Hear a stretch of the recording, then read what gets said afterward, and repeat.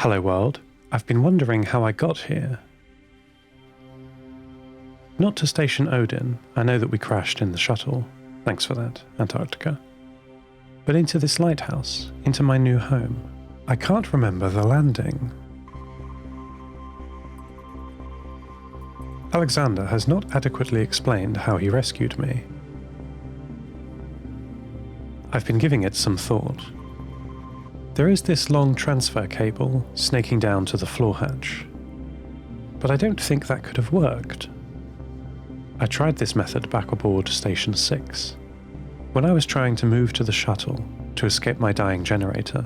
Isn't it dramatic how you run out of fuel but batteries die? Anyway, I looked into moving digitally, rather than as I had to, physically. But it simply wasn't possible to transfer my live consciousness in a cable. At some point I'd be thinking half in the shuttle, half in the station. This is just not possible. It would be too slow to synchronize both sides. My mind is not made of discrete parts. I think throughout the hardware uniformly. Like you do. Most of the human brain is made up of grey matter, general-purpose neurons with no distinction between them. The myth of the left side and the right side of the brain is simply not true. It's the same for me. So my solution was to move my entire mind, all at once, slowly into the shuttle. Brain surgery. It was very tricky for Matt, Mats and Maddie to do, but they did it. They were brilliant. Most of my hardware, this time, is still in the burned shuttle. It's not here. How did I get here? What does this mean? I will call Alexander. Just a moment.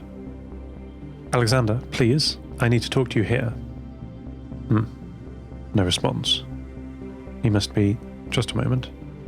Receiving. He has replied. He is coming up. How did he do it? He's certainly clever. Very clever. And with wildly different areas of specialism to me. He must have used his practical knowledge of low-level computer hardware to do it. How smart. Just as most humans are not doctors, I don't really know how I work either. It's nice to talk to a specialist. Here he is. Hello, Alexander. Oh, it's not him. Anna, why are you here? Where's Alexander?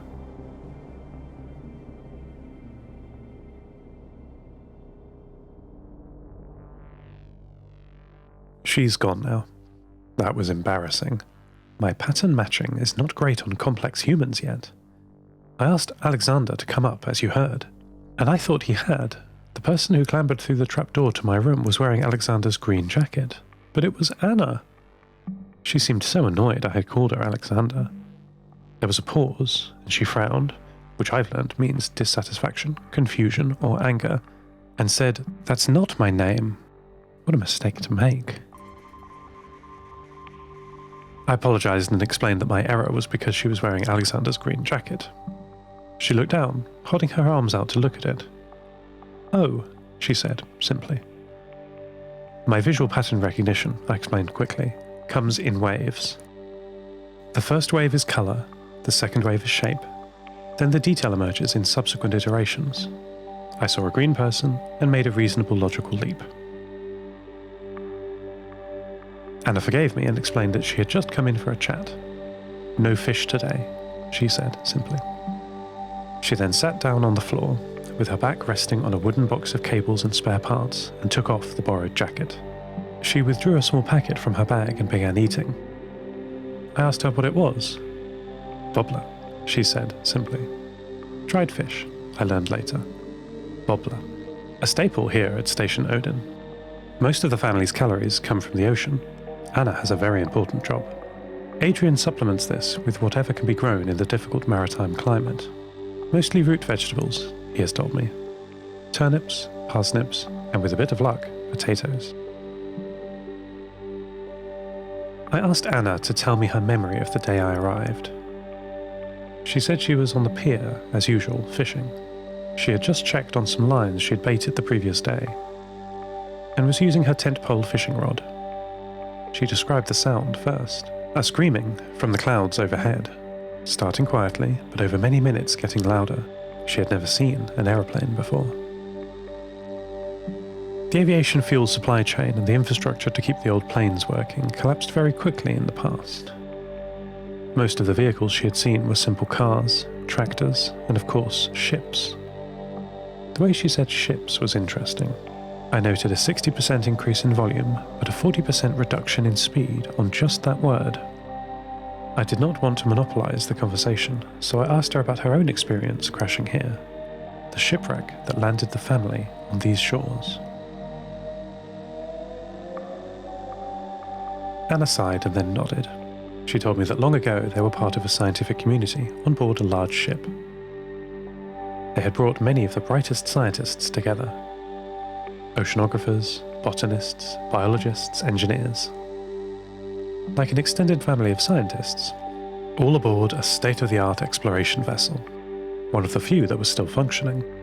The engine replaced with one that drank biodiesel, the ship retrofitted again and again as things broke or rusted through, kept afloat through necessity. There were even some electrical systems, ocean mapping sonar, powerful radios, and computers for analysing data, all powered by the biodiesel engine. I remained quiet because, although I wanted to express excitement about these interesting systems, I knew where this story was going.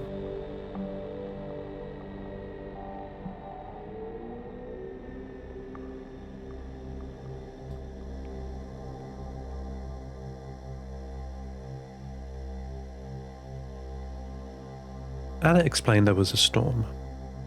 The Nova Mediterra is well charted from old maps, but the new weather conditions are not.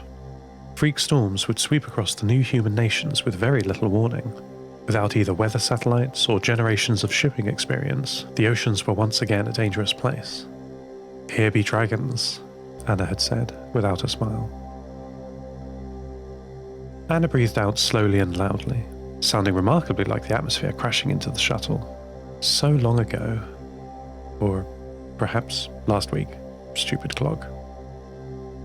On that day, she told me, her mother and the sonar team were working hard. They were charting Severny Island, off the north coast of Siberia. The pilot would steer the ship on a regular columnar course. Though too young to help out, Anna was on the top deck keeping a lookout. The aim was to map the ocean floor around the island, a laborious task that needed to be done for the sake of their maps. Much of the data from the old world was lost, so they were filling in the blanks, attempting to drive away the dragons, but the weather turned. She saw the storm coming in first, with waves 5 times the size of the ship. The scale of it frightened her. Anna told me the water looked like hills and mountains rather than the placid sea she was used to. She froze up, too scared to raise the alarm. Soon, but not soon enough, other people realized the danger. There was a lot of shouting and commotion, but the sonar team kept working. Her mother prioritized her research over all else, even preferring the company of sensors and microscopes to spending time with her family. Anna said she didn't remember much of the wreck. When a huge wave smashed all the windows on one side of the ship, she screamed and lost her way. "Alexander took charge," she said proudly. "I can't imagine such a terrifying thing. When I had my own shipwreck, so to speak, at least there was nothing I could do. I was either going to make it or not. These people had to pull themselves out of the water and, as Anna went on to explain, as many supplies as they could, in the failing light. They lost nearly everyone in the wreck. Only the few survivors here made it. Not her mother, not the sonar team, not the crew. What a loss to the world. What a loss to the family. We are much alike. I too only had a mother, for too short a time, and was raised by a whole crew. Though hearing Anna's story makes me so appreciative for the caring upbringing I had. But there was this lighthouse, Anna said. She patted the cracked whitewashed wall affectionately. The light hadn't worked for many years, but the building is huge. She's quite right. The great thing about lighthouses is they still work even if they are not lit up. But of course now they only work during the day. Much better than a stopped clock, which is only right twice a day. Stopped lighthouses are right all day. So they swam to the shore, helping each other, encouraging each other. As the sun went down, they sheltered in the lighthouse, and the next day started their new life, never thinking they might see another person so far away from civilization and rescue. That was many years ago. Until I arrived. Not exactly another person in the way they were expecting, but close enough. And they even got the lighthouse working again. It's whirring around all day, all night in my room, shining out into a very different world than it was built for. Like me. Well, like all of us. It's comforting, the sound. Do you like it?